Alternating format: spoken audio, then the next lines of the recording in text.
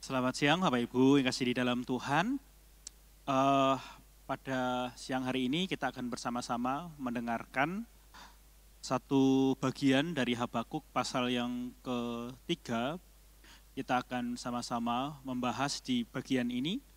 Namun sebelumnya saya mengajak Bapak Ibu untuk berdoa. Kita minta pertolongan Tuhan, kita minta hikmat Tuhan terlebih dahulu. Mari kita satu hati di dalam doa.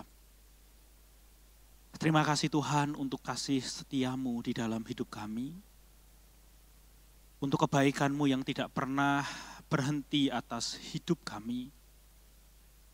Hidup kami ini biarlah menjadi ucapan syukur kepadamu. Dan biarlah hidup kami ini menyatakan iman kami kepada Tuhan. Teguhkan kami dan kuatkan kami. Terlebih kami akan belajar sabda-Mu di dalam Habakuk pasal yang ketiga. Berikanlah kami hikmat dan kerendahan hati, supaya kami dapat menangkap apa yang Tuhan singkapkan kepada setiap kami.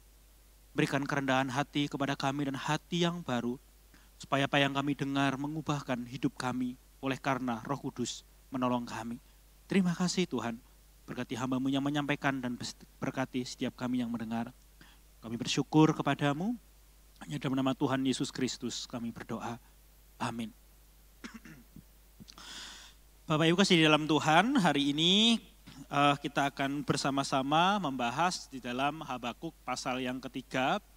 Kita melanjutkan PA kita di dalam Habakuk pasal yang ketiga ayat 1 sampai dengan yang ke-19. Sebelumnya saya akan membacakan bagi kita semua dan Bapak Ibu juga dapat mendengar, juga menyimak di Alkitabnya masing-masing. Saya akan bacakan bagi kita semua. Dengan judul perikop doa Nabi Habakuk.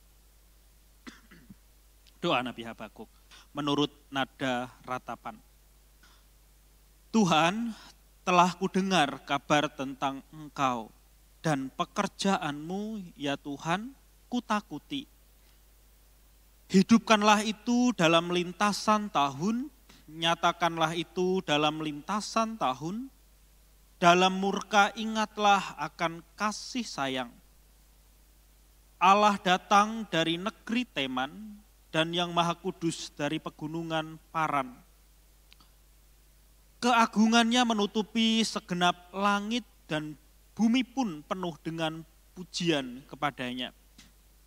Ada kilauan seperti cahaya, sinar cahaya dari sisinya, dan disitulah terselubung kekuatannya. Mendahuluinya berjalan penyakit sampar, dan demam mengikuti jejaknya. Ia berdiri, maka bumi dibuatnya bergoyang. Ia melihat berkeliling, maka bangsa-bangsa dibuatnya melompat terkejut. Hancur gunung-gunung yang ada sejak purba. Merendah bukit-bukit yang berabad-abad, itulah perjalanannya berabad-abad. Aku melihat kemah-kemah orang Kusyan tertekan, kain-kain tenda tanah Midian menggetar. Terhadap sungai-sungaikah ya Tuhan, terhadap sungai-sungaikah murka-Mu bangkit, atau terhadap lautkah amarah-Mu sehingga Engkau mengendarai kuda dan kereta kemenangan-Mu?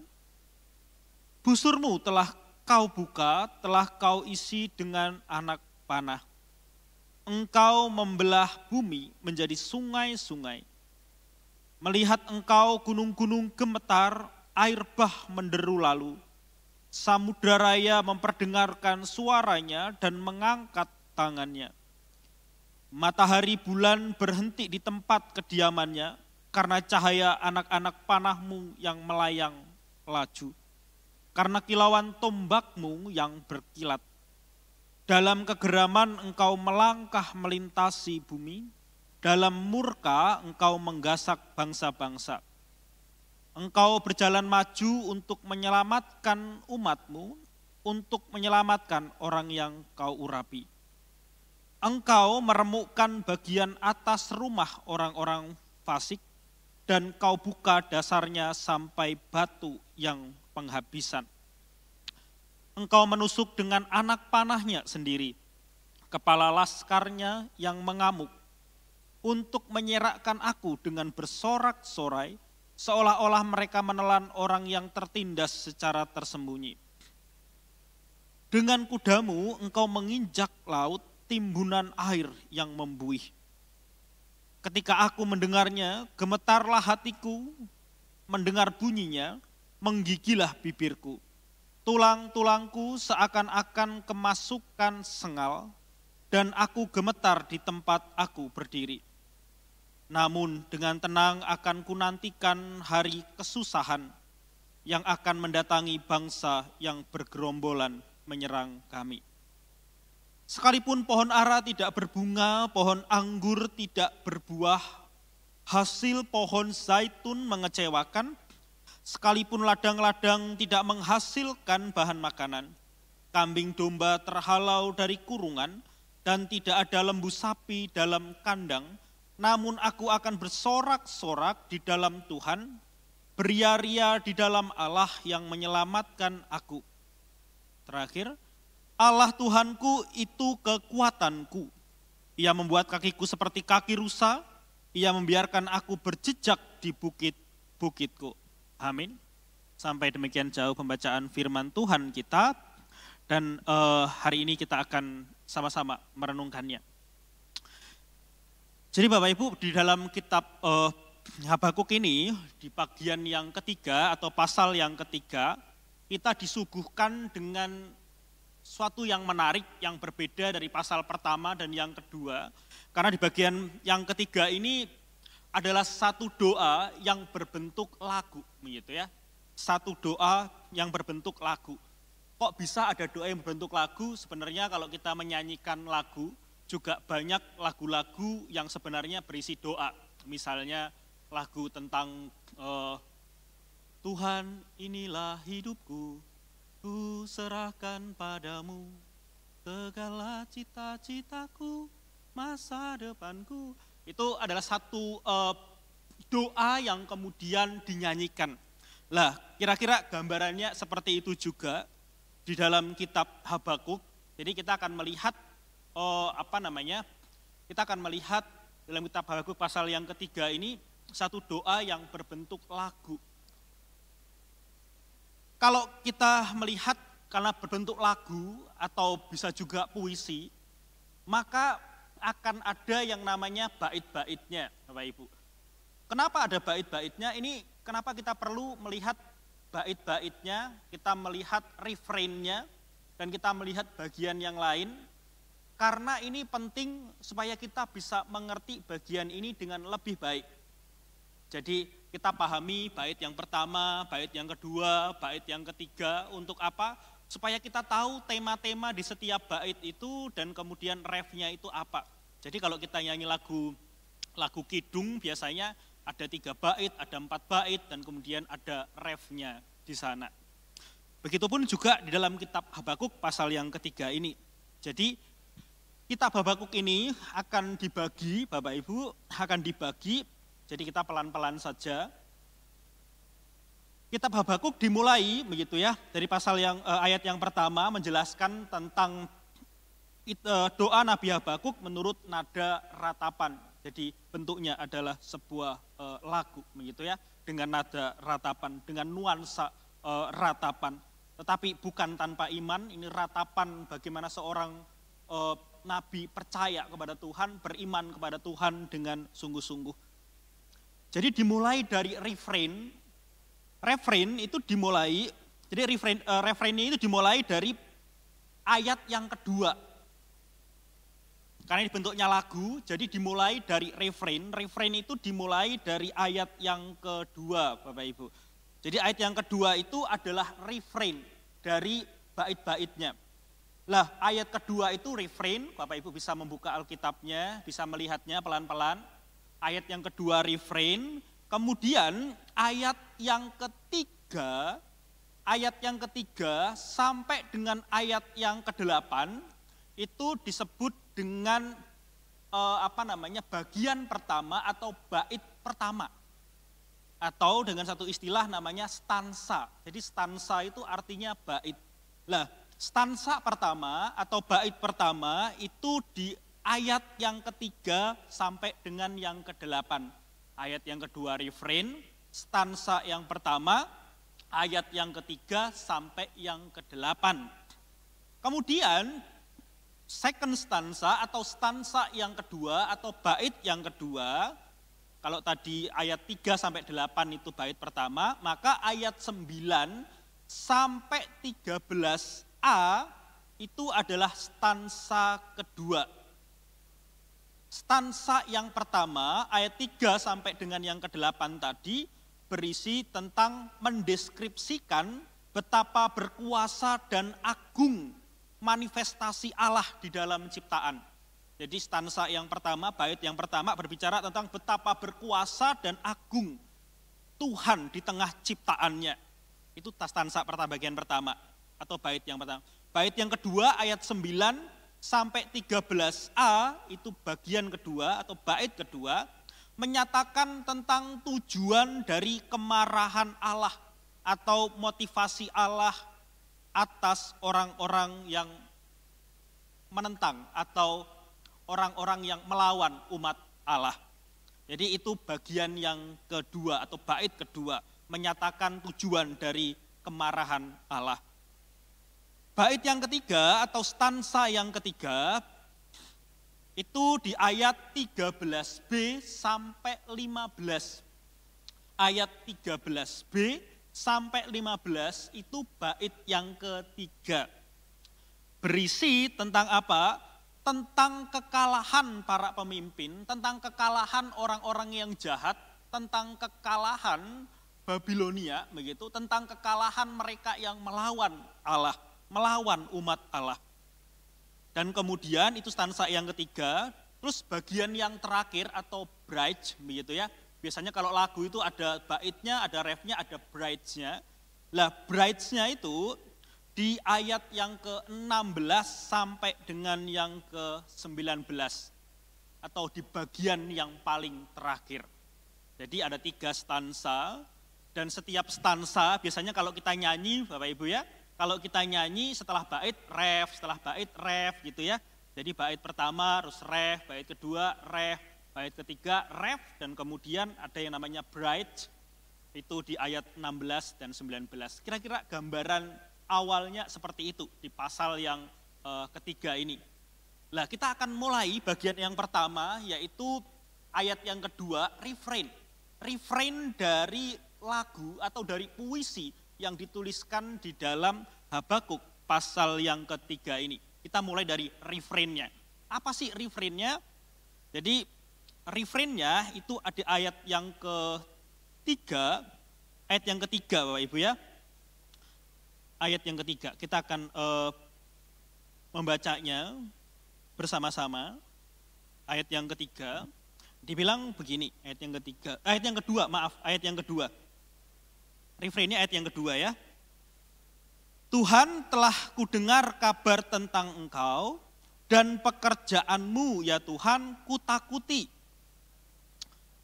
Hidupkanlah itu dalam lintasan tahun, nyatakanlah itu dalam lintasan tahun, dalam murka ingatlah akan kasih sayang. Jadi inilah refrainnya, yaitu ayat yang kedua.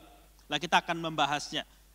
Refrain dari atau ayat yang kedua ini Bapak Ibu dibagi lagi begitu ya, dibagi menjadi 3 bagian.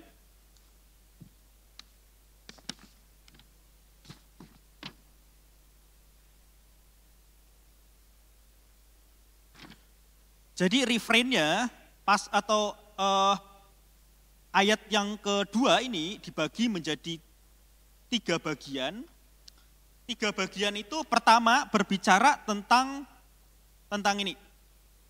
Tuhan telah kudengar kabar tentang engkau dan pekerjaanmu, ya Tuhan kutakuti. Ini refrain di bagian yang pertama atau frase pertama. Frase pertama dari refrain.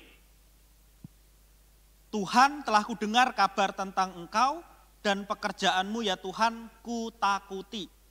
Jadi Bapak Ibu di dalam refrain di bagian yang pertama ini Tuhan telah kudengar kabar tentang engkau. Sebenarnya artinya itu lebih menarik daripada di dalam bahasa Indonesia begitu.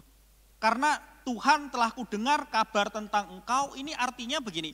Tuhan telah kudengar bukan tentang kabar Bapak Ibu ya, tetapi fame. Fame itu kemasyuran. Jadi si Habakuk ini pertama bilang Tuhan telah kudengar kemasyuranmu begitu. Tuhan telah kudengar kemasyuranmu.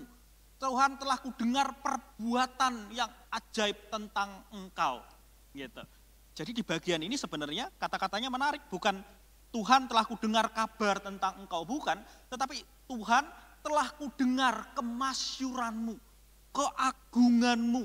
Wah gitu kan lebih luar biasa ya. Jadi yang dibilang kabar ini adalah kemasyuran, keagungan, kemegahan, kehebatan. Gitu.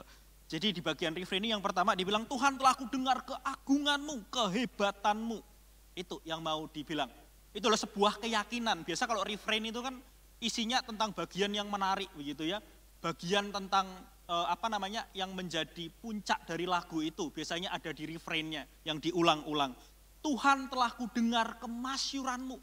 Jadi sang nabi mendengar dan dia kalau kita merujuk kepada kitab-kitab yang lain, maka kita melihat karya Allah yang begitu luar biasa, bagaimana Allah menyelamatkan Israel dari tangan Mesir, bagaimana Allah memimpin mereka, bagaimana Allah memberikan tulah kepada Israel, kepada Mesir, bagaimana laut Teberau terbelah dan bagaimana Allah menyertai dengan begitu luar biasa.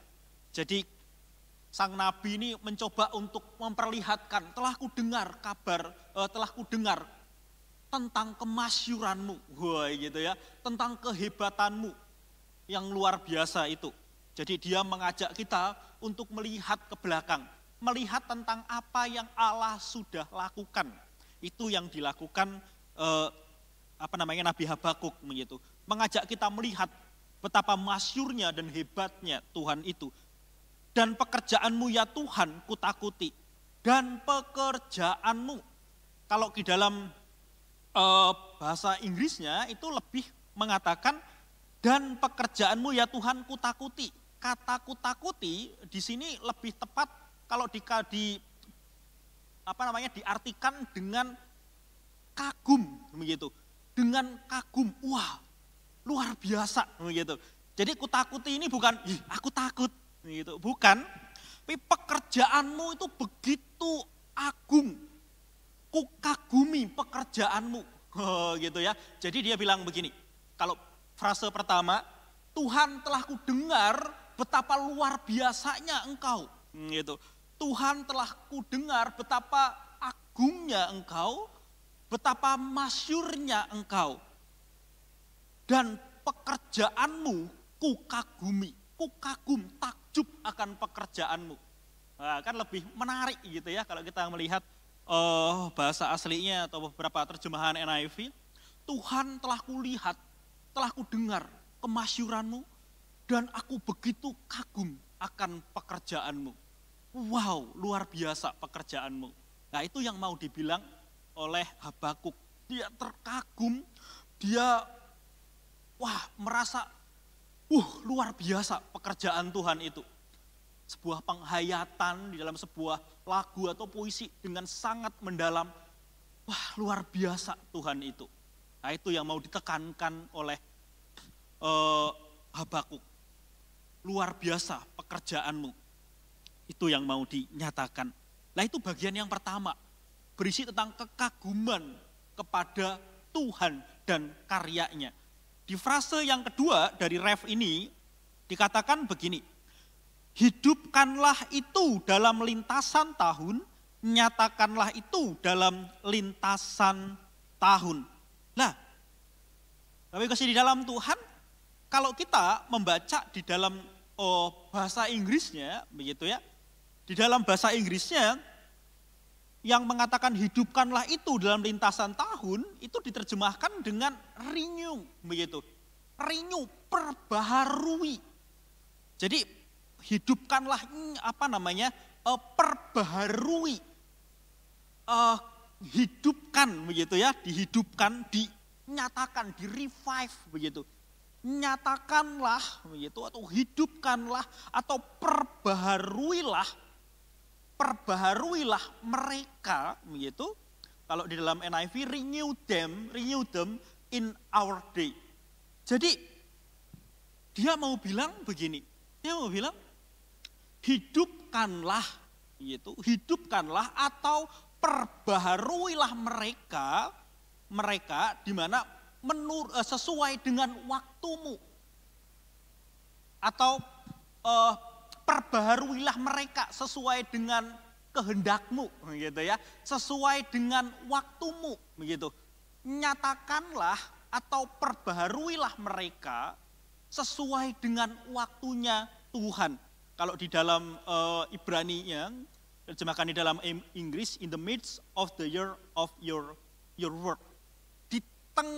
Di tahun pekerjaanmu, di tengah masa pekerjaanmu begitu. Di tahun pekerjaanmu, di tengah tahun atau di bagian yang terpenting gitu. Jadi sesuai dengan waktumu, atau kalau diterjemahkan mungkin dengan bebas, pulihkanlah sesuai dengan waktumu. Kayak gitu. Pulihkanlah, perbaharuilah sesuai dengan waktumu. Itu di frase yang kedua. Hidupkanlah itu dalam lintasan tahun, nyatakanlah itu dalam lintasan tahun. Jadi kalau di dalam bahasa Inggrisnya begitu, ini akan menjadi lebih jelas Ibu ya. Dikatakan begini di ayat yang ketiga, di ayat yang kedua ya. Repeat them in our day, in our time, make them known. Jadi perbaharuilah mereka sesuai dengan waktumu begitu ya. Ini waktu kita, tapi kalau kita membaca bahasa Inggrisnya, perbaharuilah mereka atau pulihkanlah mereka sesuai dengan waktumu dan buatlah mereka mengerti sesuai dengan waktumu. Buatlah mereka tahu. Kan menarik ya. Sesuai dengan buatlah mereka tahu. Tahu apa begitu? Tahu enraged di dalam di dalam murka, ingatlah akan pengampunan begitu. Jadi si Habakuk ini sebagai seorang nabi, kalau dibahasakan satu ayat ini, Tuhan, aku telah mendengar kemasyuranmu, gitu ya, kemasyuranmu.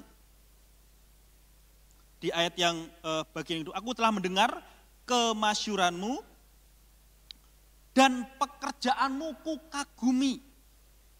Dan pekerjaanmu ku kagumi, hidupkanlah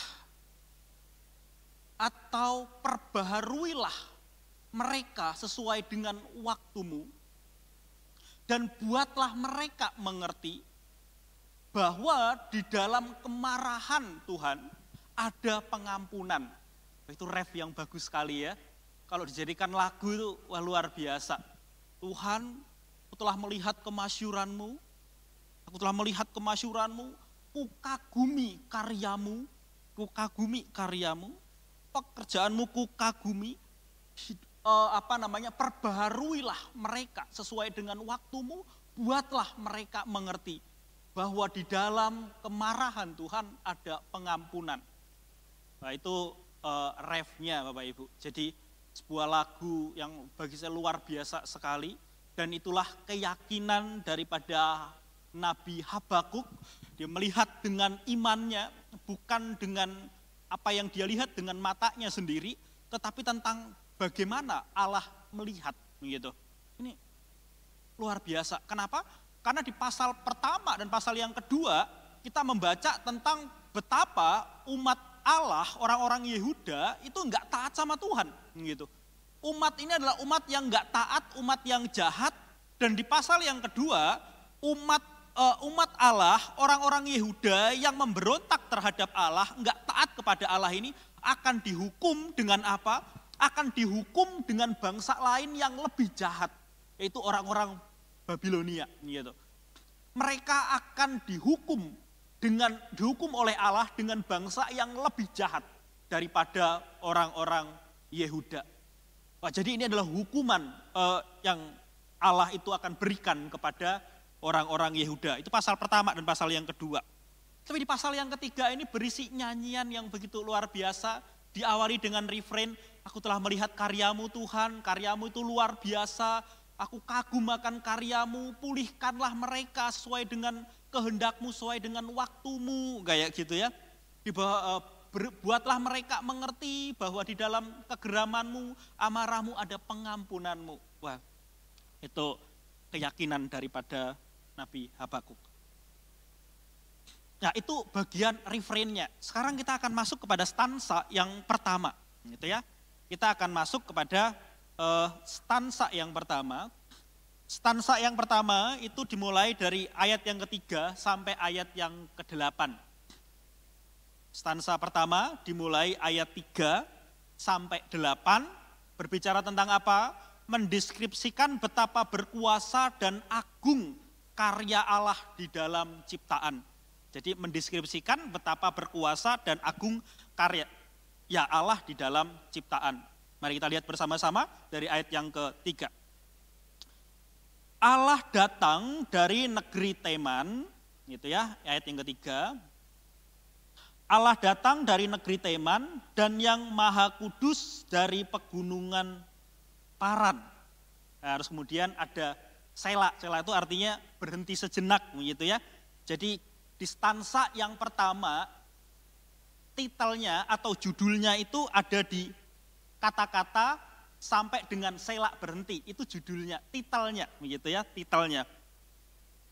Allah datang dari negeri Teman dan yang maha kudus dari pegunungan Paran. Jadi itu adalah titelnya. Apa maksudnya Allah datang dari negeri Teman? Jadi Bapak Ibu, negeri Teman itu berada di Palestina Selatan dan Paran, begitu ya, dan yang maha kudus dari pegunungan Paran.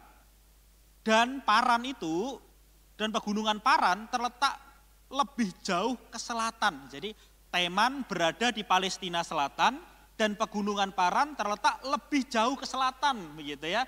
Dari selatan ini lebih ke selatan lagi, di tepi timur semenanjung Sinai. Kenapa dikatakan Allah datang dari negeri Teman dan yang maha kudus dari pegunungan Paran? Karena Bapak Ibu, pembentukan Israel oleh Allah itu dimulai dari wilayah ini. Di sanalah Israel menemukan perlindungan. Di sanalah Allah menyelamatkan orang Israel ketika orang Israel dari Mesir kemudian melewati Laut Teberau, di sanalah mereka terselamatkan. Gitu ya. Dan di dekat dengan itu adalah Gunung Sinai. Atau di pegunungan Paran, begitu ya. Di pegunungan Paran itu, di sanalah ada Gunung Sinai, dan di sanalah umat itu menerima tatanan masyarakat, mereka menerima hukum, gitu. Jadi mereka diselamatkan dari pengejaran Mesir, menyeberang sungai Laut Teberau, kemudian di sanalah diberikan yang namanya tatanan sosial atau hukum Allah. Jadi ketika dikatakan Allah datang dari negeri Teman dan yang maha kudus dari pegunungan Paran, ini seolah mau dikatakan Allah ini adalah Allah yang menyelamatkan, gitu ya. Allah yang menyelamatkan dan Allah yang membentuk Israel. Maka dikatakan Allah datang dari negeri Teman dan yang maha kudus datang dari Paran, begitu. Di sanalah umat didirikan, di sanalah umat diselamatkan, di sanalah hukum itu diberikan. Bapak Ibu, hal yang menarik lagi, begitu ya, hal yang menarik lagi, kalau itu titelnya di ayat yang ketiga itu bagian A itu titelnya, maka bagian selanjutnya itu adalah bagian-bagiannya, gitu ya, bagian-bagiannya. Dikatakan begini, bagian 3 bagian B, keagungannya menutupi segenap langit dan bumi pun penuh dengan pujian kepadanya. Keagungannya menutupi segenap langit. ketika Allah itu hadir, maka terjadilah satu tempat di mana kegelapan, dan kemudian di sana ada petir yang menyambar luar biasa. Dikatakan keagungannya menutupi segenap langit, mengingatkan akan Allah yang begitu berkuasa, tentang Allah yang keagungannya, Allah yang kemuliaannya mengatasi segala langit, dan bumi pun penuh dengan pujian kepadanya. Maka bagian-bagian kita membaca Mazmur, langit dan bumi pujilah Dia. Keagungannya yang menutupi segenap langit menunjukkan betapa dahsyatnya Tuhan. Tuhan sebagai penguasa surga, Tuhan sebagai penguasa, keagungannya mengatasi segenap langit segala semesta, segala keluasan begitu ya. Dan keagungan Allah itu melampaui segala langit itu, melampaui segala hal yang begitu besar, dan keagungan Allah melampauinya. Dan bumi pun penuh dengan pujian kepadanya, karena hanya Dia yang layak dimuliakan, keagungannya yang luar biasa. Dialah Allah yang menyelamatkan, gitu ya. Kisah di dalam Gunung Sinai ketika mereka menerima hukum itu, gitu. Suatu yang luar biasa, suatu yang juga mengerikan ada di sana, dan bumi pun penuh dengan pujian kepadanya. Oleh karena apa? Karya keselamatan yang Tuhan itu berikan kepada umatnya. Jadi kemudian bait yang pertama berbicara tentang betapa berkuasa dan agung karya Allah di tengah dunia, di tengah umatnya. Keagungannya menutupi segenap langit, dan bumi penuh puji-pujian. Ayat yang keempat.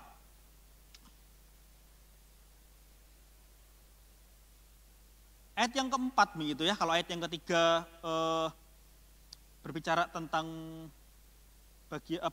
stansa bagian yang pertama ini berbicara tentang keagungan yang menutupi segenap langit, dan umat bisa melihat dan mendengar apa yang Tuhan perbuat. Maka ayat yang keempat sampai ayat yang keenam ini mendeskripsikan tentang betapa powerful kehadiran Tuhan, gitu ya. Ayat yang keempat dikatakan, ada kilauan seperti cahaya, sinar cahaya dari sisinya, dan disitulah terselubung kekuatannya. Ya, jadi ayat yang ke-4 sampai 6 mendeskripsikan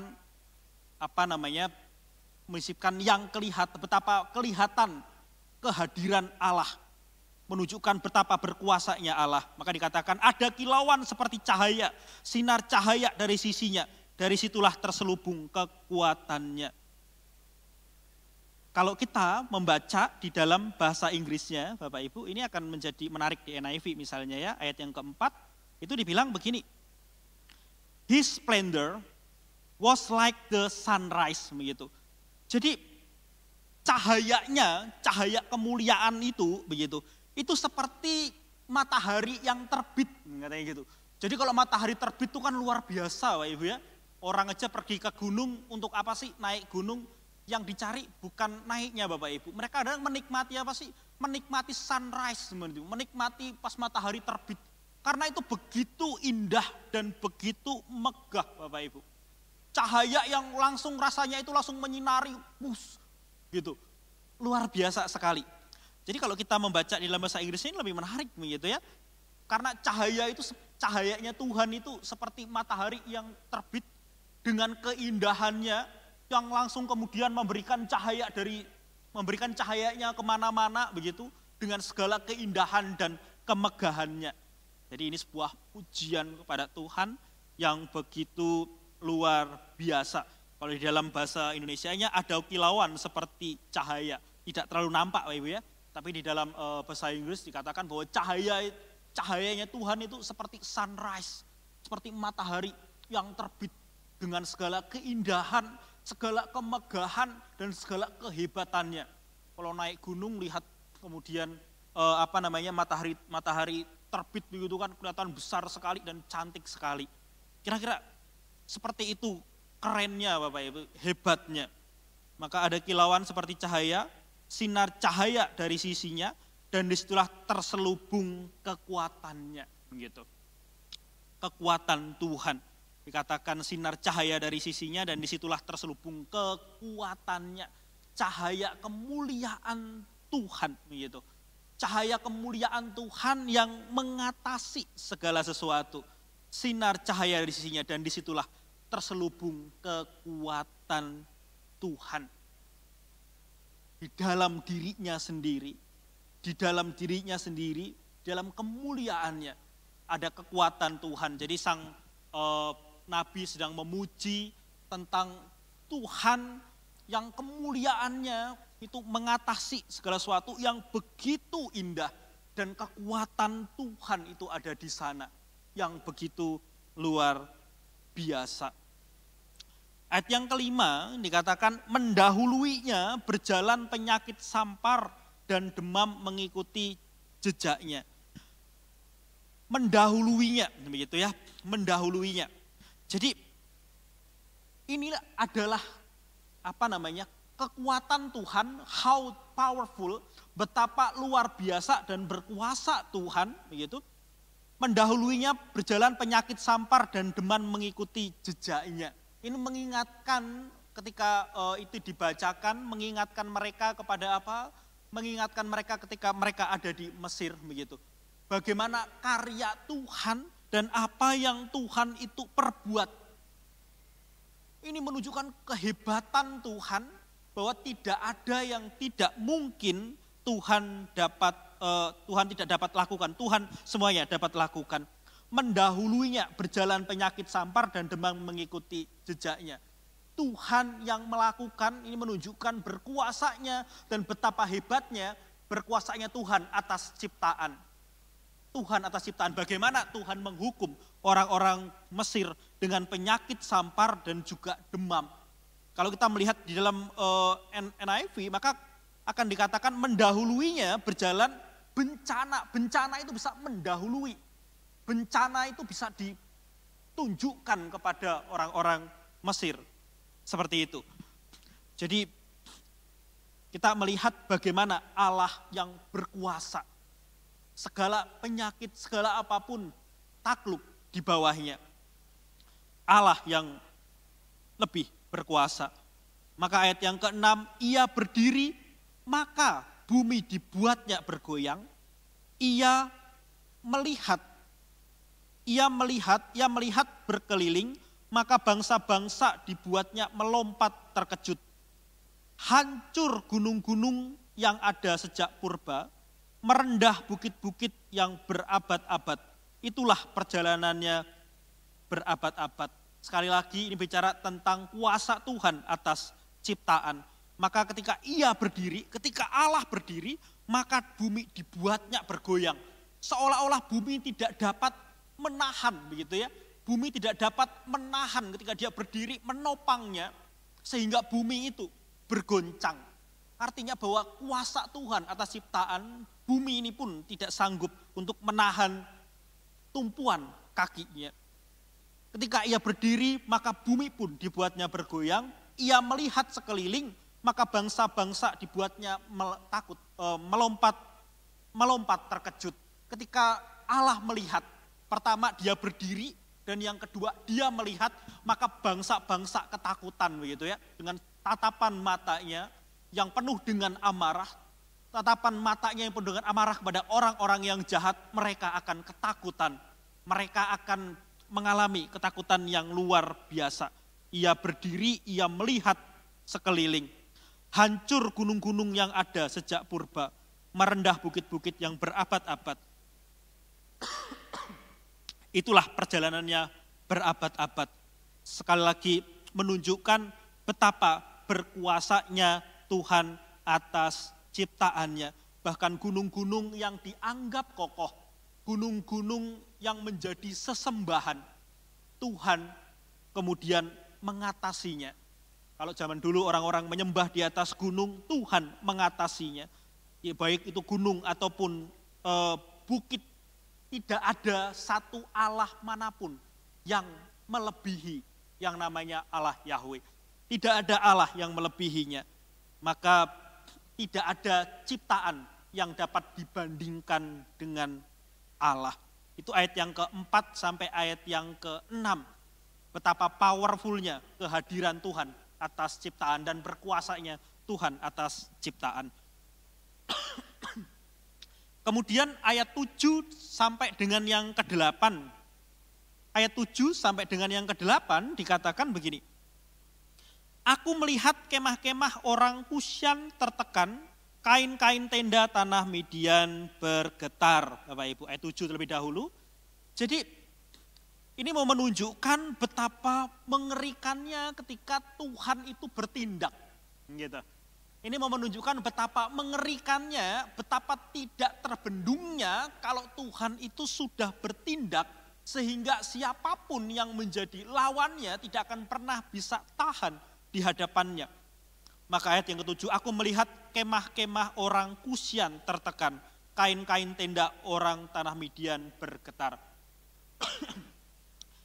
Bapak Ibu, kemah-kemah Kusyan dan tempat tinggal orang Midian ini merujuk kepada orang-orang yang tinggal di selatan yang dilewati oleh Yahweh dari pegunungan selatan Paran. Tadi kita membaca ya, Allah itu dari gunungan Paran di ayat yang ketiga tadi ya. Allah datang dari negeri Teman dan Yang Maha Kudus dari pegunungan Paran begitu. Jadi kita bisa melihat di sana tempat itu adalah tempat yang dilewati oleh Tuhan begitu. Ketika bangsa Israel melewat, bukan hanya bangsa Israel yang lewat, tetapi Tuhan juga ada di sana. Ketika Tuhan ada di sana, sehebat apapun bangsa yang ada di sana, ketika Tuhan yang bertindak, maka semuanya akan dibereskannya, maka semua akan dikalahkannya.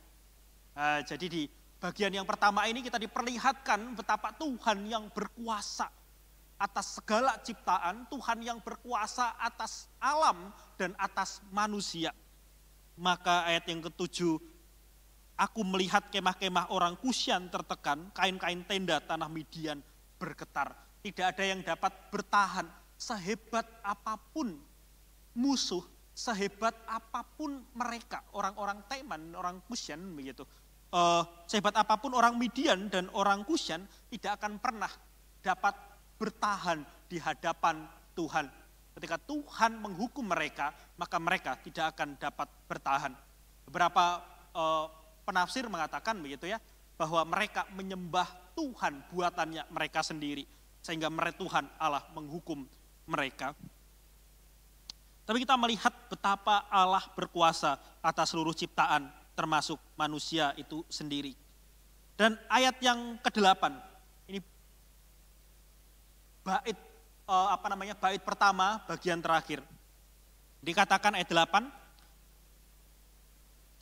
terhadap sungai-sungaikah ya Tuhan, terhadap sungai-sungaikah ya Tuhan, terhadap sungai-sungaikah murkamu bangkit, atau terhadap lautkah amarahmu, sehingga engkau mengendarai kuda dan kereta kemenanganmu.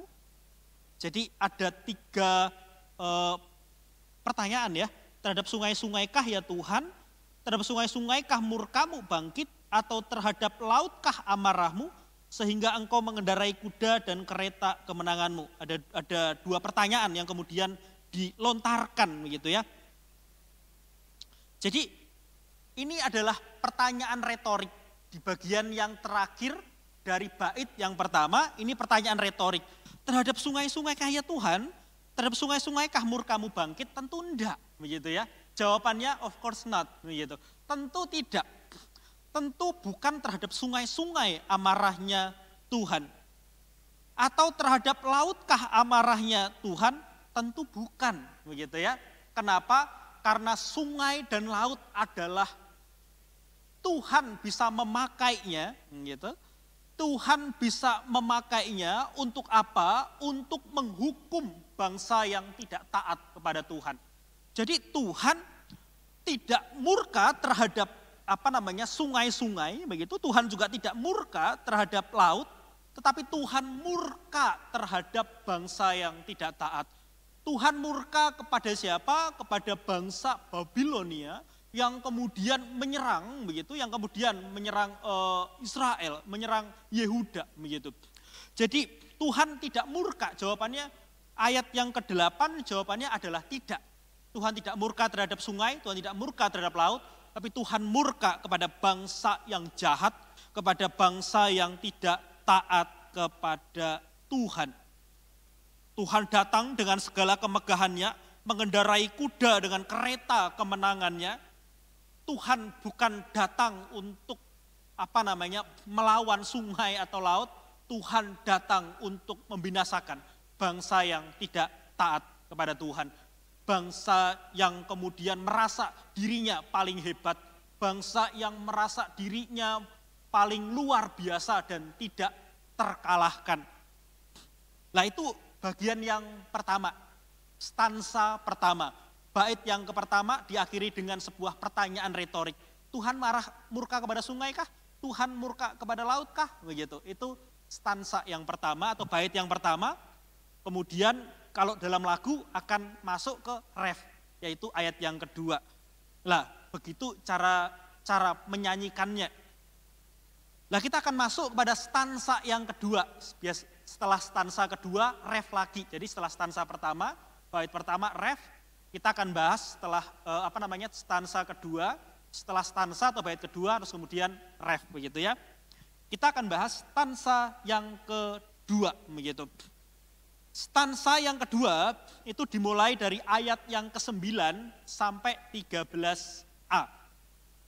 Kita akan memulainya di stansa yang ketiga.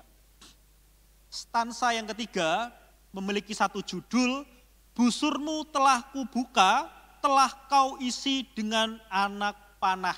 Nah itu titelnya. Jadi di bagian yang kedua ini, bait yang kedua, diberikan titel, busurmu telah kubuka, telah kau isi dengan anak panah. Ini mau mengatakan apa sih? Tujuan dari kemarahan Allah atau motivasi di balik kemarahan Allah. Jadi Allah itu digambarkan sebagai seorang pemanah begitu. Busurmu telah kau buka, telah kau isi dengan anak panah. Artinya apa? Allah sudah siap. Gitu ya. Allah sudah siap untuk menghukum. Allah sudah siap untuk menarik anak panahnya untuk memanahkannya kepada lawannya. Busurmu telah kau buka, sudah busurnya ditarik, diambil busurnya, kemudian anak panahnya sudah diisi penuh begitu, tinggal pergi kemudian memanahkan panahnya itu, sudah siap. Jadi itu titelnya begitu ya. Dan kita masuk di bagian stansa yang kedua ini, ayat 9a itu adalah judulnya, kemudian 9b, engkau membelah bumi menjadi sungai-sungai, gitu ya. Engkau membelah bumi menjadi sungai-sungai, Allah yang berkuasa atas segala ciptaan, tidak ada yang tidak mungkin bagi Dia, bumi takluk kepadanya.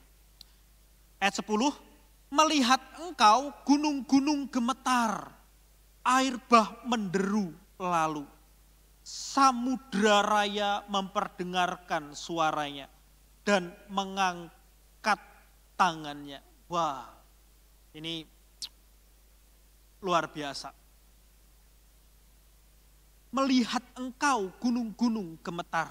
Gunung-gunung itu bisa gambaran ilah-ilah Bapak Ibu ya. Karena ilah-ilah biasanya mereka menyembah di atas gunung-gunung. Air bah menderu lalu, air bah pun takluk. Jadi gambaran air laut yang ganas itu adalah gambaran kekuatan jahat atau chaos, kekuatan berantakan atau kekacauan. Jadi laut itu di dalam Alkitab seringkali digambarkan sebagai kekuatan, kekacauan atau chaos, Bapak Ibu. Gunung-gunung gemetar, Tuhan-Tuhan yang disembah oleh ilah-ilah gemetar, begitu ya. Air bah menderu lalu, begitu. Kekuatan chaos pun juga dikalahkan. Samudra raya memperdengarkan suaranya dan mengangkat tangannya, begitu. Dan mengangkat tangannya. Tidak ada yang tahan terhadap murka Tuhan. Tidak ada yang tahan terhadap kekuasaan Tuhan. Tidak ada satu ilah pun yang dapat berdiri dengan dirinya sendiri. Tidak ada yang dapat bertahan. Setiap bangsa tidak akan ada yang bertahan. Setiap orang juga akan mengaku bahwa Allah adalah Allah yang hidup. Maka dikatakan samudra raya memperdengarkan suaranya dan mengangkat tangannya. Mengangkat tangannya bisa berarti satu tanda menyerah, Bapak Ibu. Mengangkat tangannya. Kenapa? Karena murka Allah tidak tertandingi oleh apapun. Matahari, ayat 11 ya. Matahari bulan berhenti di tempat. Matahari bulan berhenti di tempat kediamannya karena cahaya anak panahmu yang melayang laju, karena kilauan tombakmu yang berkilat. Bapak Ibu, ayat 11, matahari digambarkan sebagai sumber cahaya gitu ya, di waktu siang. Dan kemudian bulan itu gambaran di waktu malam, sumber cahaya di waktu malam begitu. Tetapi dikatakan matahari bulan berhenti di tempat kediamannya. Artinya apa Bapak Ibu? Tidak ada yang tahan terhadap Allah begitu. Karena cahaya Allah begitu, cahaya anak-anak panahmu yang melayang laju, karena kilauan tombakmu yang mengkilat. Segala ciptaan, segala ilah tidak ada yang dapat menandingi kuasa Tuhan. Seolah-olah matahari yang terus bergerak, diam begitu. Cahaya yang begitu besar pun tidak tahan terhadap dia. Cahaya malam pun tidak tahan terhadap kemuliaan Tuhan. Dia mengatasi siang dan malam. Kemuliaannya mengatasi siang dan malam. Maka dikatakan karena cahaya anak-anak panahmu yang melayang laju, karena kilauan tombakmu yang mengkilat. Cahaya kemuliaannya dan amarahnya tidak dapat diberhentikan oleh apapun. Ini gambaran tentang betapa masyurnya Tuhan dan betapa ketika Tuhan sudah marah begitu, maka tidak ada yang bisa menghentikan matahari bulan dengan cahayanya begitu ya. Matahari bulan sebagai sumber cahaya, cahaya kemuliaan Allah melampaui semuanya itu. Dan ayat 12, dalam kegeraman engkau melangkah melintasi bumi, dalam murka engkau menggasak bangsa-bangsa. Dalam kegeraman engkau melangkah melintasi bumi. Ketika apa kalau kita melihat orang Israel, bagaimana orang Israel dituntun oleh Allah. Ya, di dalam Ulangan dikatakan kan Allah yang berjalan mendahului mereka begitu ya. Allah lah yang berjalan mendahului mereka. Di dalam Keluaran bukan orang Israel yang berjalan di depannya Allah, bukan, tapi Allah lah yang menuntun mereka, Allah lah yang berjalan di depan mereka. Maka dalam kegeraman engkau melangkah melintasi bumi, dalam murka engkau menggasak bangsa-bangsa. Ini adalah cara Allah memimpin umatnya. Menunjukkan betapa Allah itu adalah Allah yang berkuasa. Menunjukkan di ayat 11 ini, begitu ya, di ayat 12, menunjukkan dalam kegeraman engkau melangkah melintasi bumi. Ketika dia melintasi bumi, tidak ada satupun yang dapat bertahan di hadapannya. Tadi kalau kita melihat kemah-kemah orang Midian, kemudian orang Kusyan, sehebat apapun mereka tidak akan pernah tahan di hadapan Tuhan. Jadi dalam kegeraman engkau melangkah melintasi bumi, dalam murka engkau menggasak bangsa-bangsa. Allah bisa menghukum siapapun, dan Allah menghukum bangsa yang tidak taat kepada Tuhan. Karena kalau kita melihat dalam Habakuk 1 dan 2, Allah menghukum orang Yehuda, begitu ya. Kepunyaannya Tuhan dihukum dengan orang Babilonia, dengan orang yang lebih jahat, Allah menghukum. Tetapi juga kita tidak lupa di pasal yang kedua, Allah juga menghukum orang Babilonia karena mereka merasa bahwa dirinya paling hebat dan tak terkalahkan begitu. Allah juga menghukumnya. Jadi ketika murka Allah terhadap orang-orang yang sombong dan arogan, bangsa yang sombong dan arogan, tidak akan terbendung, tidak akan tertahankan. Ayat 13, bagian A. Jadi bagian yang terakhir dari stansa yang kedua, atau bagian terakhir dari bait yang kedua, itu ada di Habakuk 3 ayat 13 bagian A. Begini bunyinya.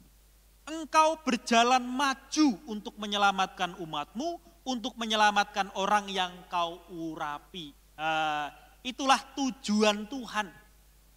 Tujuan Tuhan dengan segala kemarahannya, tujuan Tuhan dari kemarahannya adalah apa? Adalah untuk menyelamatkan umatmu, untuk menyelamatkan orang yang kau urapi. Gitu.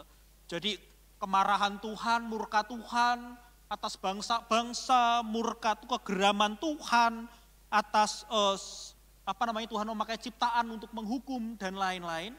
Terus kemudian di bagian akhir begitu dari bait yang kedua, dari stansa yang kedua dikatakan engkau berjalan maju untuk menyelamatkan umatmu. Jadi Nabi Habakuk melihat dengan imannya bahwa Tuhanlah yang berjalan maju menyelamatkan umatnya. Begitu. Umatnya tidak ditinggalkan sendirian karena waktu itu orang-orang Yehuda sedang mengalami satu peristiwa bahwa mereka akan segera dihancurkan oleh Babilonia, begitu ya.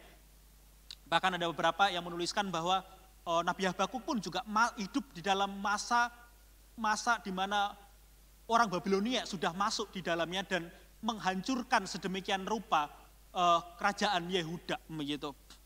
Tetapi inilah keyakinan dari Nabi Habakuk di stansa yang kedua, bait yang kedua bagian akhir, engkau berjalan maju untuk menyelamatkan umatmu, untuk menyelamatkan orang yang kau urapi. Tuhan yang akan menyelamatkan, hanya Tuhan yang dapat menyelamatkan. Dan Tuhan tidak akan tinggal diam bahwa engkau berjalan maju untuk menyelamatkan umatmu, untuk menyelamatkan orang yang kau urapi. Jadi itu bagian yang kedua dari stansa yang kedua, gitu ya. Bagian terakhir dari stansa yang kedua. Kalau tadi di bagian pertama, di stansa yang pertama diakhiri dengan pertanyaan, Tuhan murka kepada sungai, Tuhan murka kepada laut? Jawabannya tidak, begitu ya. Di bait yang kedua, kemudian bagian terakhir, kemudian masuk dengan lebih dalam, Tuhan yang akan maju menyelamatkan umatnya, Tuhan menyelamatkan orang yang diurapinya. Dengan amarahnya, dengan murkanya, dengan penghukumannya, Tuhan menghukum bangsa-bangsa yang lalim, Tuhan membela umatnya, Tuhanlah yang maju menolong umatnya. Wah, ini keyakinannya bukan terletak kepada apa yang dia lihat atau kemampuan orang Yehuda, tapi keyakinannya diarahkan kepada Tuhan tentang apa yang Tuhan akan perbuat. Jadi itu stansa yang kedua. Stansa pertama sudah, ayat 3 sampai yang ke-8 begitu ya. Kemudian ayat stansa yang ketiga ayat 9 sampai dengan yang ke-13a, maka kita masuk stansa yang ketiga atau bait yang ketiga. Bait yang ketiga atau stansa yang ketiga dimulai dari pasal 3 ayat 13b sampai 15. Jadi pasal 3 ayat 13b sampai 15. Dan ini berbicara tentang apa sih stansa yang ketiga? Berbicara tentang kekalahan dari orang-orang yang jahat yang hendak menghancurkan umat Allah. Tentang pembelaan Allah, gitu ya, tepatnya tentang pembelaan Allah kepada umatnya. Jadi ini urut Bapak Ibu ya, kalau kita kembali, coba kita review, kita lihat stansa yang pertama, stansa yang kedua, stansa yang ketiga, ini urut begitu. Lebih dalam, masuk juga agak luar, lebih dalam tentang penyelamatan begitu ya. Sekarang lebih dalam lagi tentang bagaimana Allah membela umatnya. Kita masuk di bagian 13b begitu.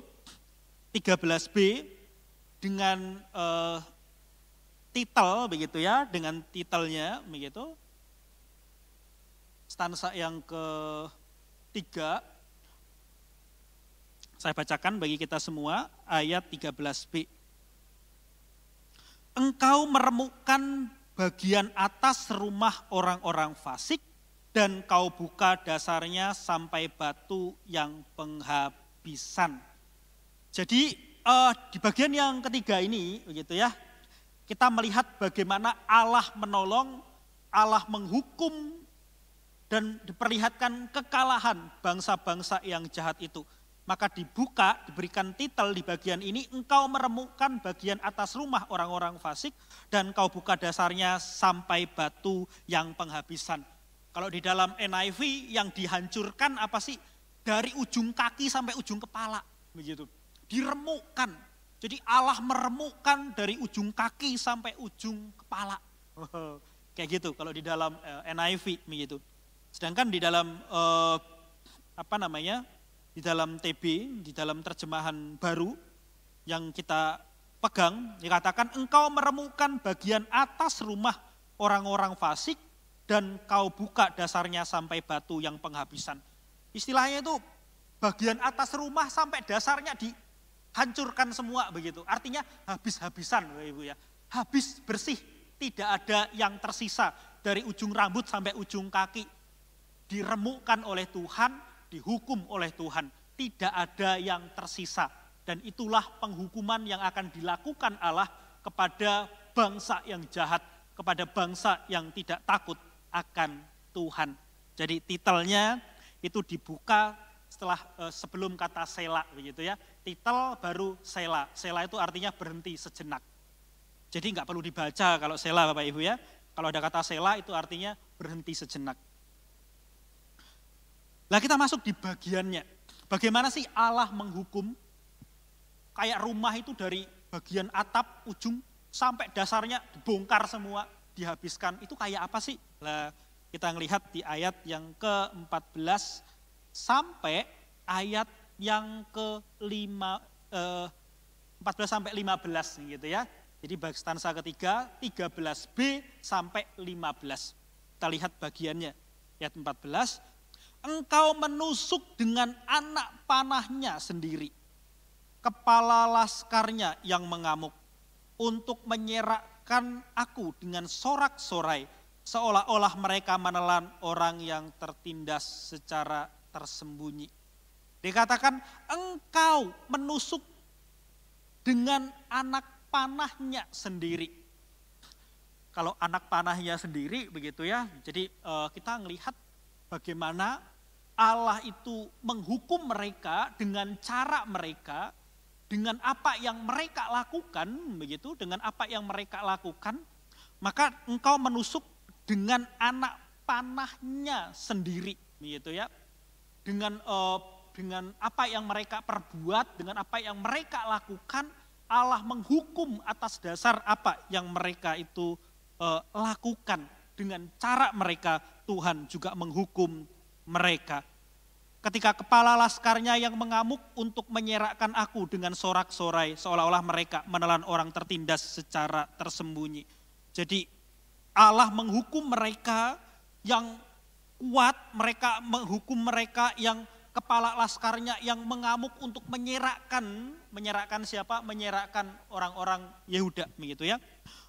Menyerakkan orang-orang umat pilihan Tuhan. Mereka menyerakkan dengan sorak-sorai, seolah-olah mereka menelan orang yang tertindas secara tersembunyi. Seolah-olah mereka melakukannya dengan begitu baik. Mereka melakukannya seolah-olah itu kebenaran bagi mereka. Mereka melakukannya dengan caranya. Mereka melakukannya demi diri mereka sendiri. Jadi engkau menusuk mereka dengan anak panahnya sendiri, dan kepala laskarnya yang mengamuk untuk menyerakkan aku dengan sorak-sorai, seolah-olah mereka menelan orang tertindas secara tersembunyi. Gitu. Jadi kita diperlihatkan bahwa inilah penghukuman bagi orang-orang Babel karena mereka kemudian memberikan penyerangan kepada orang Yehuda. Mereka juga tidak lepas dari hukuman. Sekalipun orang Israel, orang Yehuda juga dihukum, orang Babilonia juga dihukum karena mereka tidak taat kepada Tuhan. Mereka tidak percaya kepada Tuhan, mereka tidak takut akan Tuhan. So, kita melihat di ayat yang ke-14 ini bagaimana orang-orang Babilonia, bagaimana mereka juga akan diserakkan oleh Tuhan. Mereka yang tertawa di atas penderitaan orang lain. Ayat 15, dengan kudamu engkau menginjak laut, timbunan air yang membuih. Jadi ayat yang ke-15 ini begitu ya, dengan kudamu engkau menginjak laut. Sekali lagi, biasa seorang pahlawan digambarkan dengan seorang yang gagah berani dengan berkuda begitu ya. Ketika berada dalam peperangan, dengan kudamu engkau menginjak laut.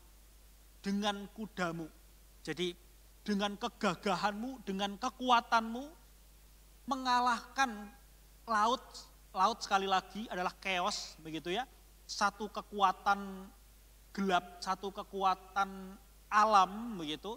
Bukan alam kali ya, satu kekuatan kekacauan begitu.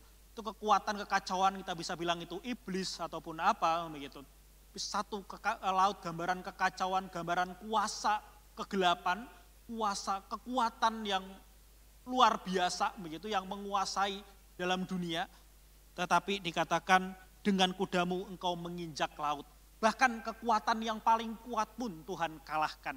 Gitu ya. Kekuatan yang paling kuat pun Tuhan kalahkan yaitu chaos. Dan dikatakan timbunan air yang mendidih. Dengan kudamu engkau menginjak laut, timbunan air yang membuih. Gitu. Kalau di dalam NIV-nya, kau menginjak-injak lautan dengan kudamu, mengaduk air yang besar begitu. Wah, itu kekuatan itu dibuat Tuhan sedemikian rupa begitu ya. Dikalahkan oleh Tuhan dengan sedemikian rupa. Mengadukkan air yang besar. Seolah-olah tidak ada, bukan seolah-olah tapi tidak ada kekuatan alam yang dapat mengalahkan kekuatan Tuhan. Tidak ada kuasa lain yang dapat mengalahkan kuasa Tuhan. Jadi ini sekali lagi stansa yang ketiga adalah kekalahan dari para pemimpin yang jahat yang hendak menghancurkan umat Allah. Adalah pembelaan Allah dan bagaimana Allah menghukum mereka. Ini stansa yang ketiga. Stansa pertama, kemudian stansa yang kedua diakhiri dengan Tuhan yang menyelamatkan. Dengan cara apa? Stansa ketiga dengan cara Allah menghukum mereka. Gitu. Urut jadinya ya. Dimulai dari ref, stansa 1, 2, 3, lah sekarang kita masuk brides-nya. Di bagian yang kalau dalam lagu biasanya itu sering Bapak Ibu ya, kalau Bapak Ibu menyanyikan, Bapak Ibu yang WL begitu, atau Bapak Ibu jemaat yang menyanyikan, ada yang namanya brides begitu. Brides itu bukan ref, bukan bait gitu. Tapi ada satu bagian akhir yang biasanya dinyanyikan berbeda begitu dari baitnya, yang kadang diulang-ulang baitnya dan berbeda ref. Ref sama bait biasanya diulang-ulang begitu ya. Biasanya bagian brides itu jarang diulang begitu. Tapi brides ini biasanya mau menunjukkan satu keyakinan, satu bagian yang sangat penting sebagai final begitu. Sebagai final, sebagai sebagai conclusion, kesimpulan begitu, sebagai kesimpulan dari semuanya. Apa sih begitu? Brides-nya begitu. Jembatan akhirnya itu mau ngomongin apa? Ayat 16 sampai 19, Bapak Ibu. Jadi itu brides-nya, bagian yang terakhir. Mari kita lihat bersama-sama. Setelah kita lihat ref, stansa 1, 2, 3, sekarang kita masuk brides-nya. Ada di ayat 16 sampai 19. Brides-nya ini begitu. Berbicara tentang apa sih? Berbicara tentang ketakutan, iman, dan sukacita dari Habakuk. Kenapa begitu? Ya, mari kita lihat bersama-sama. Kenapa di bagian terakhir atau final brides ini berisi tentang ketakutan, tetapi juga iman, tetapi juga sukacita. Ketemunya di mana? 3 hal ini, ketakutan, iman, dan sukacita. Bertemu di mana? Mari kita lihat ayat 16 sampai dengan 19.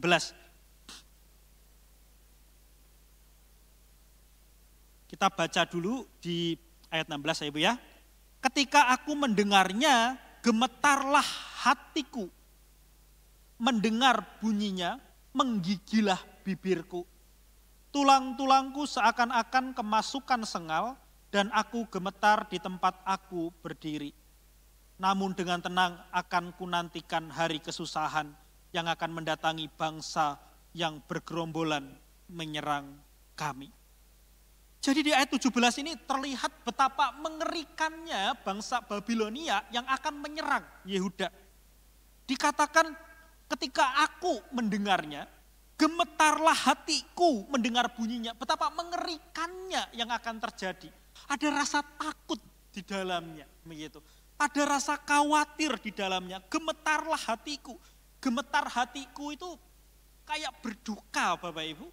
Gemetar hatiku itu kayak cry of grief, begitu. Menangis karena duka, begitu. Menangis karena duka begitu memilukan. Jadi ketika dikatakan gemetarlah hatiku itu kayak tangisan yang pilu. Ketika aku mendengarnya, dia menangis pilu, Bapak Ibu. Menangis pilu, gemetarlah hatiku. Jadi gemetar hatiku itu bukan, bukan hanya begitu, tapi menangis pilu.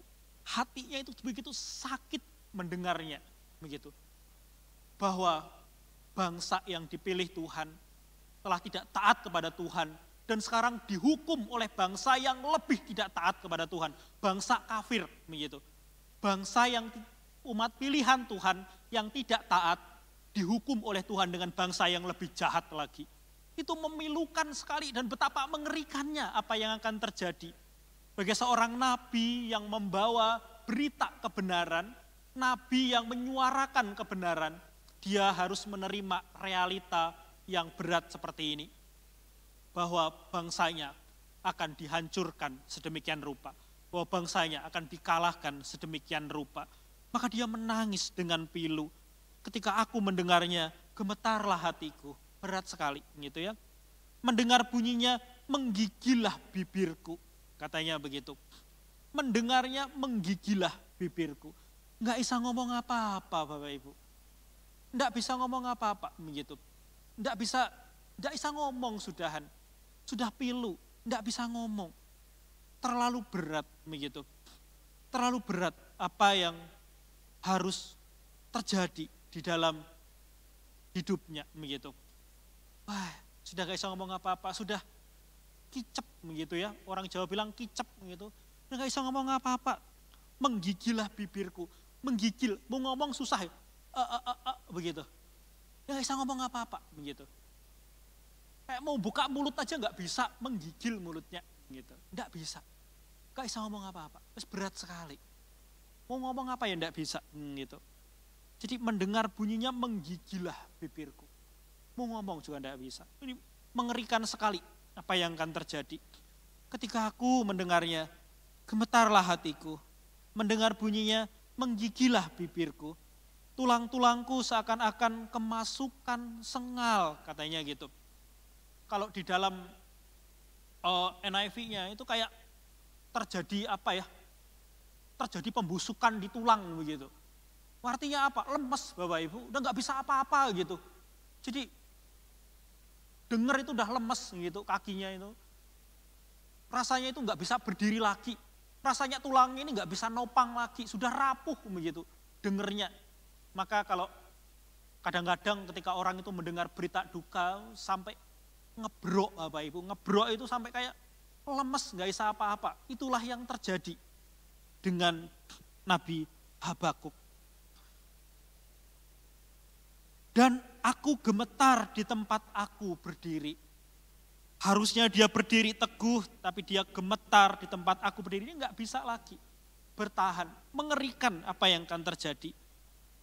Tapi ini katanya Habakuk. Namun dengan tenang akan kunantikan hari kesusahan yang akan mendatangi bangsa yang bergerombolan, yang akan datang bangsa yang bergerombolan menyerang kami.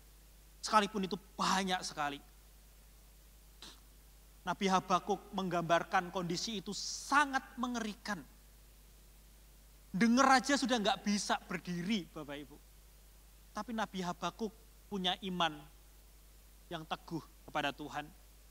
Dia berkata, namun akan kunantikan hari kesusahan. Seolah-olah dia menyiapkan hatinya.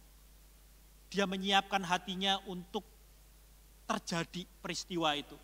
Dia menyiapkan hatinya bahwa peristiwa itu akan mendatangi dia. Yang akan datang bangsa yang bergerombolan. Dia menyiapkan hatinya, namun dengan tenang akan kunantikan hari kesusahan. Dia mau menerima kesusahan itu. Karena apa Bapak Ibu? Di bagian bride sini dia tahu bagaimana Tuhan yang membela. Maka bagian bride diawali dengan sekalipun bangsa itu kayak gitu dan betapa mengerikannya. Namun aku akan tenang untuk menunggunya. Ayat 17. Sekalipun pohon ara tidak berbunga, pohon anggur tidak berbuah, hasil pohon zaitun mengecewakan. Sekalipun ladang-ladang tidak menghasilkan bahan makanan, kambing domba terhalau dari kurungan, dan tidak ada lembu sapi dalam kandang. Situasi yang begitu mengerikan, sekalipun pohon ara tidak berbunga, pohon anggur tidak berbuah, pohon zaitun mengecewakan, ladang-ladang tidak menghasilkan lahan makanan. Bapak Ibu, kondisi yang akan dialami begitu mengerikan, begitu menyedihkan sekali. Tetapi Nabi Habakuk berkata, sekalipun, gitu ya. Kalau ada kata sekalipun berarti nanti akan ada kelanjutannya. Sekalipun pohon ara tidak berbunga. Sekalipun pohon anggur tidak berbuah. Sekalipun. Sekalipun kambing domba terhalau dari kurungan, sudah tidak menghasilkan. Sekalipun semuanya akan diambil oleh bangsa yang tidak mengenal Allah itu. Sekalipun akan terjadi hal yang mengerikan, gitu. Gambarannya gitu. Sekalipun akan terjadi hal yang mengerikan, semua hasil dari ternak, hasil dari pertanian itu dihalau sudah, tidak menghasilkan oleh karena diambil atau oleh karena peristiwa alam, Bapak Ibu. Tapi Nabi Habakuk cuma tahu satu hal, sekalipun semuanya itu terjadi. Semuanya peristiwa yang akan mengerikan terjadi. Hasil pertanian diambil, hasil peternakan akan diambil. Dan ini yang menjadi keyakinan dari Nabi Habakuk. Namun, tadi katakan sekalipun ABCDE, namun, gitu ya. Namun aku akan bersorak-sorak di dalam Tuhan, beria-ria di dalam Allah yang menyelamatkan aku.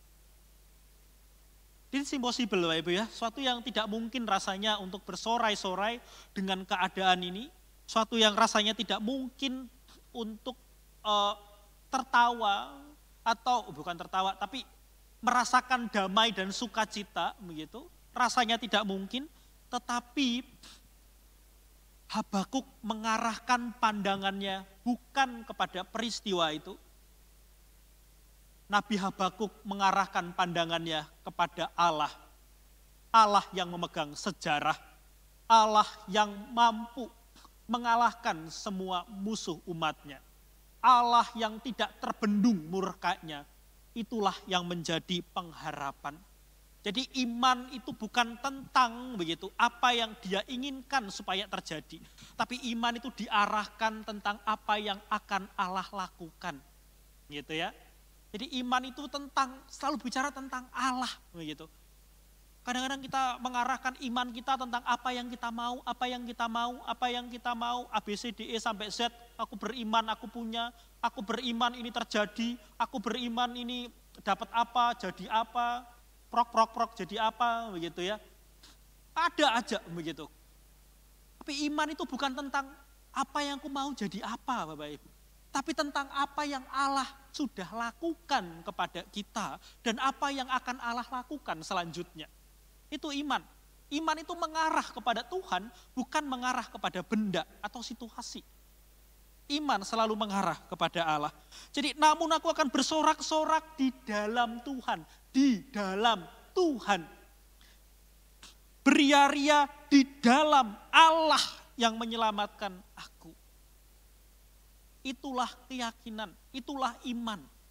Iman itu pada Tuhan, bukan kepada apa yang akan terjadi, apa yang aku mau, bukan. Iman selalu mengarah kepada apa yang Allah itu lakukan. Ini keyakinan Bapak Ibu ya. Ini kalau Brides-nya ini isinya, ini situasi yang mengerikan, gak ada orang yang tahan. Tetapi Habakuk, dia akan menunggunya. Kenapa? Dia menunggunya karena dia tahu sekalipun situasi yang akan mengerikan terjadi, namun dia tahu siapa Allah keselamatannya. Maka di bagian Bride yang terakhir, dia mengatakan, Allah Tuhanku itu kekuatanku. Allah Tuhanku itu kekuatanku. Ia membuat kakiku seperti kaki rusa. Ia membiarkan aku berjejak di bukit-bukitku. Ia membuat kakiku seperti kaki rusa yang larinya kencang. Begitu Pak Ibu ya. Yang larinya itu kencang sekali, kuat. Wah, dan luar biasa kalau lari si rusa itu. Begitu. Dan ia membiarkan aku berjejak di bukit-bukit. Mengalami sukacita. Begitu. Allah Tuhanku itu kekuatanku, gitu ya. Itu dasarnya. Jadi dasar dari sukacita itu karena Allah itu kekuatanku. Itu dasar sukacita dari siapa? Dari Nabi Habakuk. Sekali lagi ya, dasar sukacita itu adalah Allah. Bukan kalau situasinya berubah begitu. Kenapa? Karena Nabi Habakuk sedang mengalami peristiwa yang sukar. Sedang mengalami peristiwa yang mengerikan. Tetapi dia mengalami sukacita, hatinya tetap berpengharapan di dalam Tuhan.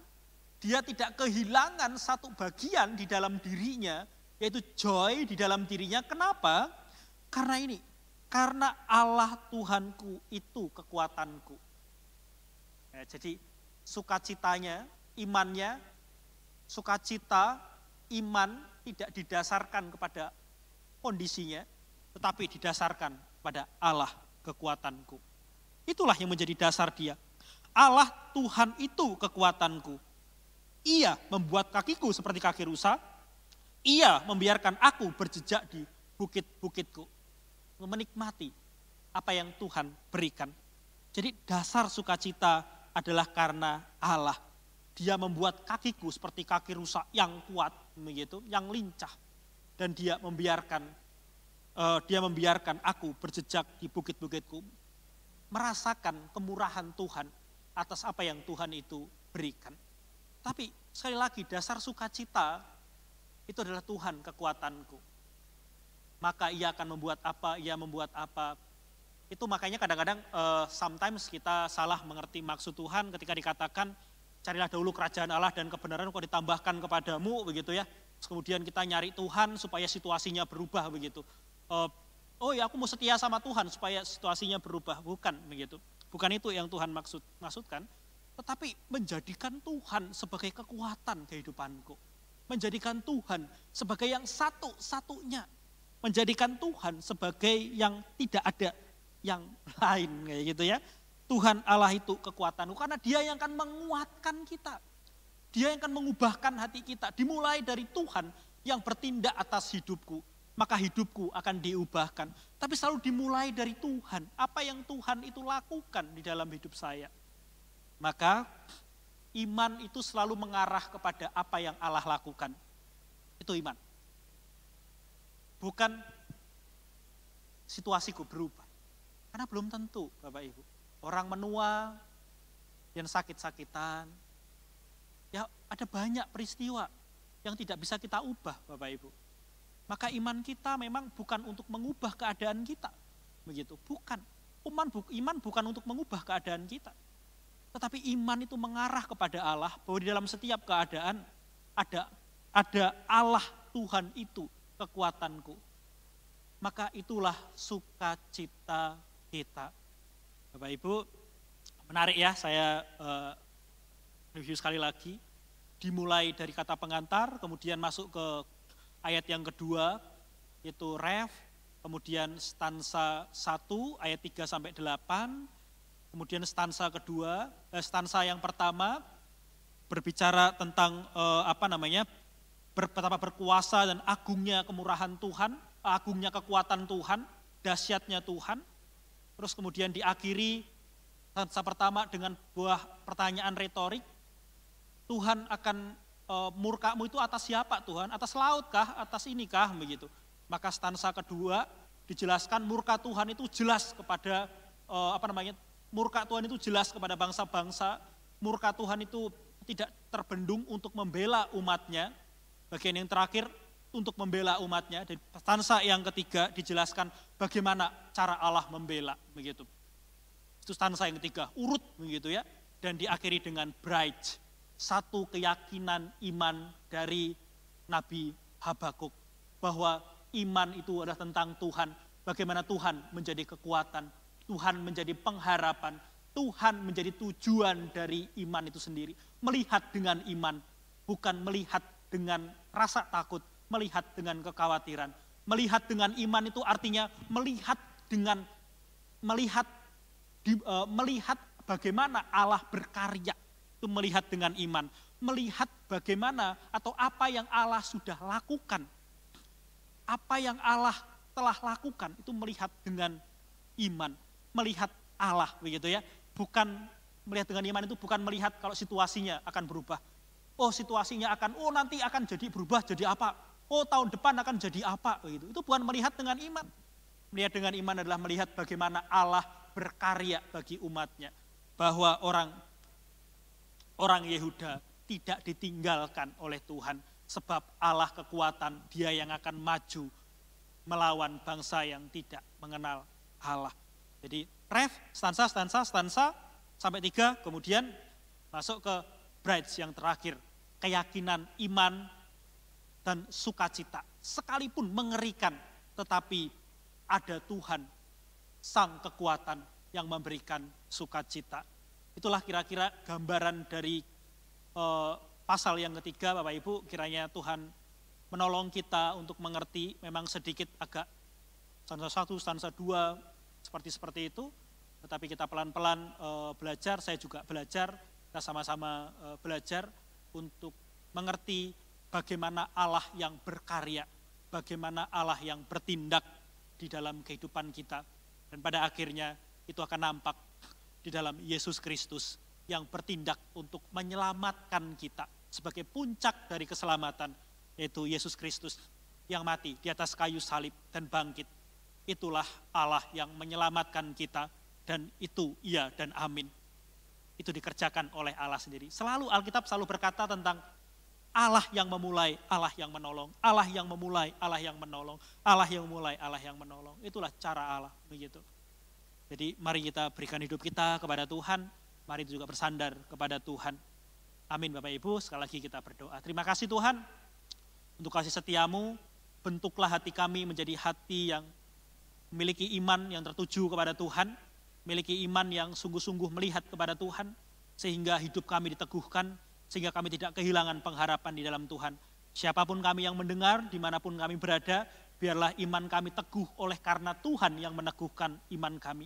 Dan biarlah kami bersandar kepada Tuhan setiap hari. Kami bersyukur kepadamu, dan biarlah kebenaran ini menjadi bagian dalam hidup kami, mengokohkan perjalanan hidup kami, bahwa kami tidak berjalan sendirian. Ada Tuhan yang selalu bertindak atas hidup kami. Ada Tuhan yang selalu maju di depan kami.